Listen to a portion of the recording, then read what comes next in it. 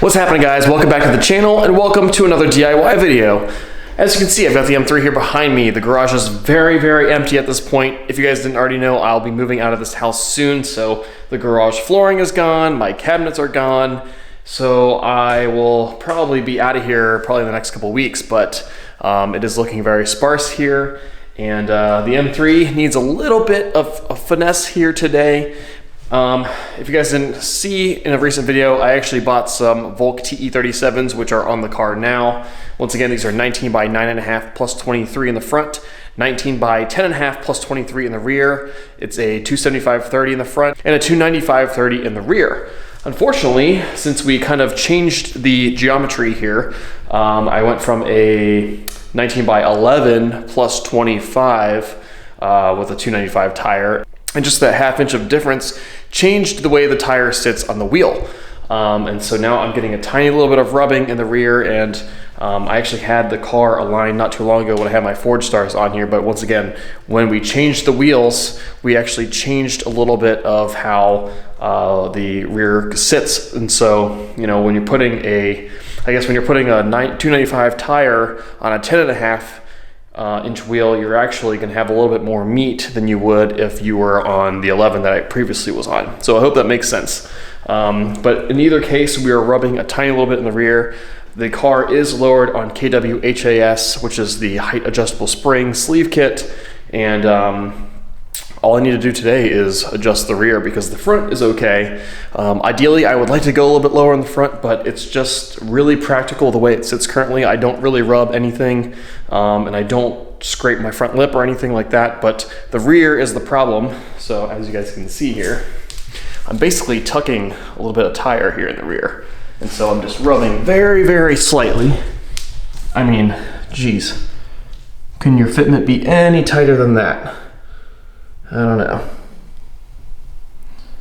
So, I mean, I can't get anything in there, but so I am rubbing a tiny little bit on some dips on the highway. I pretty much drive with my EDC on maximum stiffness, and I'm still rubbing a little bit here in the rear. So I think it's just a little bit wiser for me to just raise the car a tiny little bit and kind of also match the way that the front looks. So just so we have an idea here, this is what the rear looks like in terms of gap or lack thereof versus the front, which has quite a bit more. So I can actually fit about one finger in here versus the back, which I can fit no fingers. Probably fit a credit card if I'm lucky. But I just wanted to adjust the rear, and I figured I'd take you guys along for the ride because I don't think there's really that many videos on how to adjust the KW sleeve kit. All right, obviously first things first, jack up the car, take off the wheel.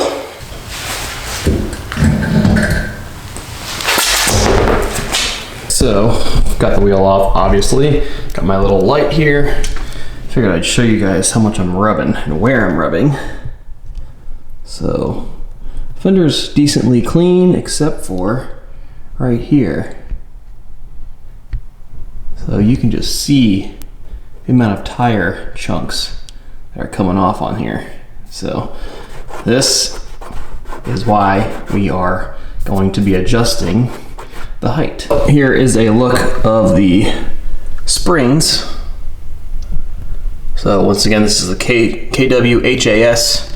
And KW does supply you with adjustment wrenches here. So one is going to be slightly bigger than the other. This is going to be at the front. This one's for the rear here.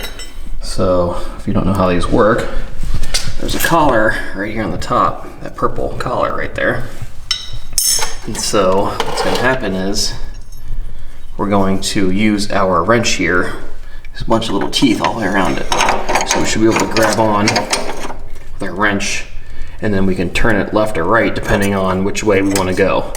So this is going to depend on what your perspective is. So when you're facing something head on, like a bolt or a collar, lefty-loosey will spin an object counterclockwise towards you and therefore away from whatever it's fastened to. So that's why righty-tighty, lefty-loosey kind of makes sense. But in our case here, since we are looking at the spring here and the collar, if your forehead is basically touching the top of the fender lip and you're looking down onto the lock ring, lefty-loosey will rotate the collar counterclockwise, and therefore bringing the collar closer to my head, but away from the bottom of the coilover body. You're increasing the ride height as the number of exposed threads at the bottom of the coilover body are increased, adding more length and results more height. So once again, we've got a wrench on here, okay? Let's hook this on here. So if we're gonna turn this clockwise, which would be to the left, right? We're pushing this way towards the strut.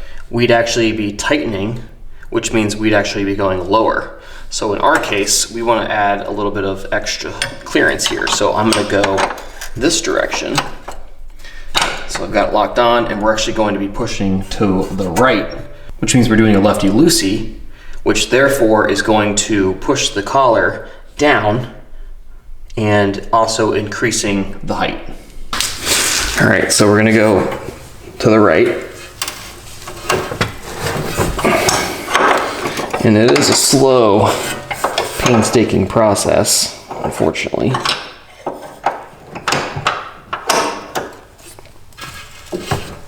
One of the major flaws of the KWHAS kit is the collar up here. So you see this little black piece.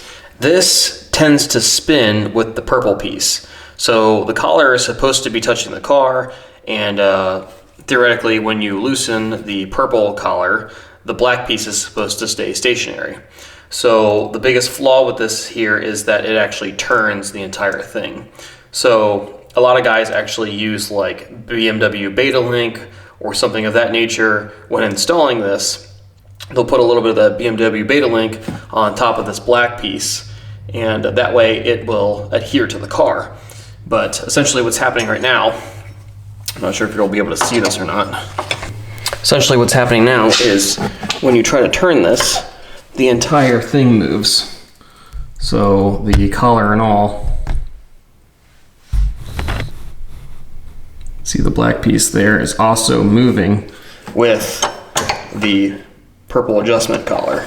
And that's not how it's supposed to be. See, the whole thing kind of turns. So, like I said, a lot of guys use BMW Beta Link. The other alternative here is to actually drop the suspension here in the rear, which would mean that we need to drop this whole piece down and basically pull the spring out. I'm going to try to avoid doing that.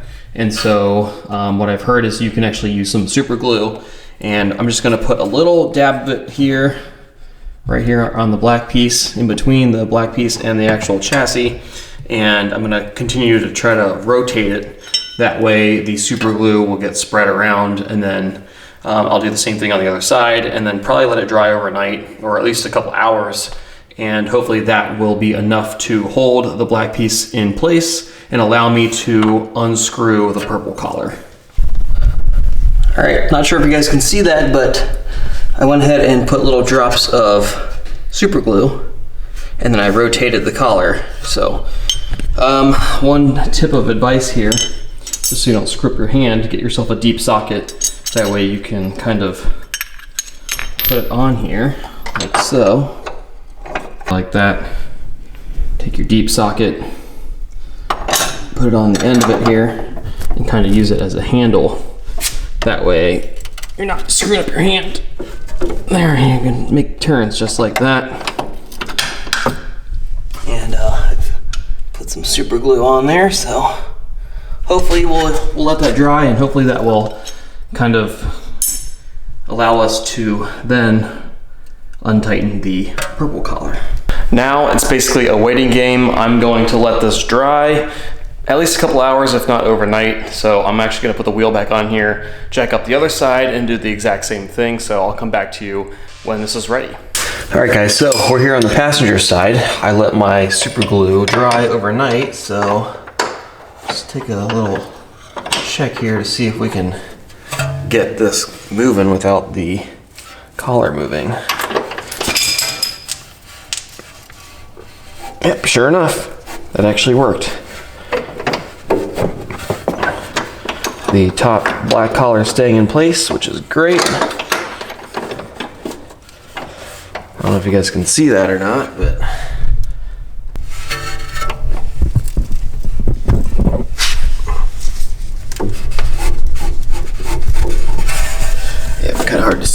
but you're gonna have to trust me here. So that actually worked pretty well actually. So I'm hoping, this is the passenger side that we're on, but I'm hoping the driver's side is the same way. So I'm going to rotate this counterclockwise, a couple threads, and just try to give us a little bit more clearance. A little update on the passenger side. Try to zoom in here. So you can see now that we've got a little bit of a gap between the purple collar and the upper collar. So got that much space there now. I really don't know how much it's going to adjust, so I'm actually going to leave it like that. So I rotated it, a couple times probably. Probably did 1.5 or 2 full rotations, I'd say. So we're going to put the wheel back on and just kind of see what that looks like, and then go from there. So a lot of this is going to be trial and error. Okay, I've got my wheel and lugs on. I'm going to go ahead and lower this down.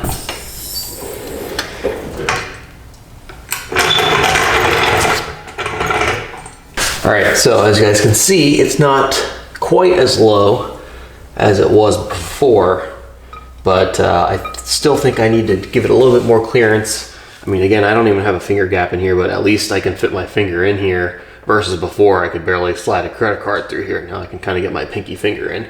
So where I'm rubbing is kind of more so on this side.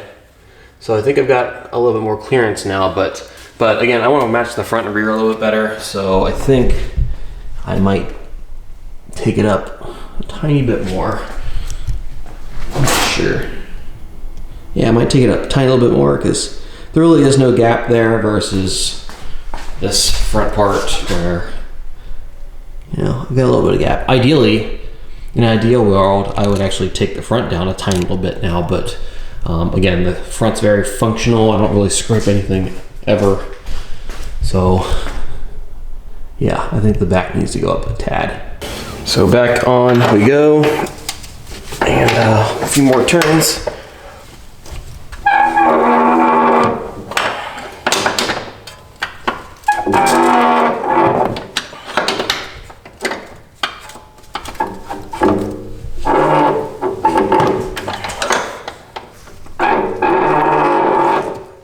All right, so I've given myself a little bit more space now.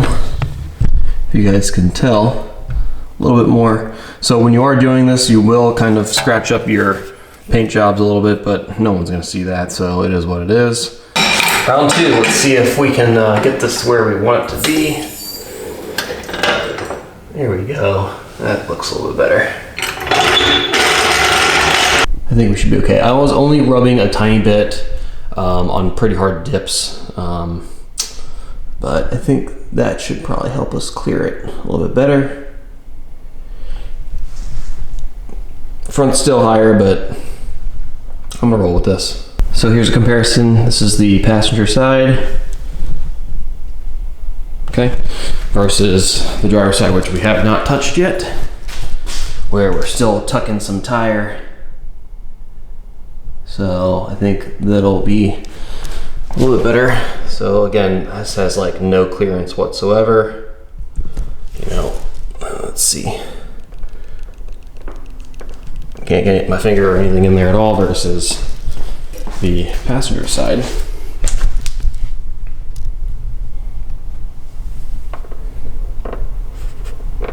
And I can fit a little bit more room in there now. All right, driver's side, complete. As you can see, I've got a nice gap there now, same as the other side more or less. Looks good. All right guys, so there is the driver's side, and the gap looks pretty close. I actually really need to measure probably, but you really need to get like a micrometer or something that will be a little bit more exact, which I don't have on hand at the moment. So looks wise, I think it looks very similar. I think we're gonna roll with this for a while and see how it works.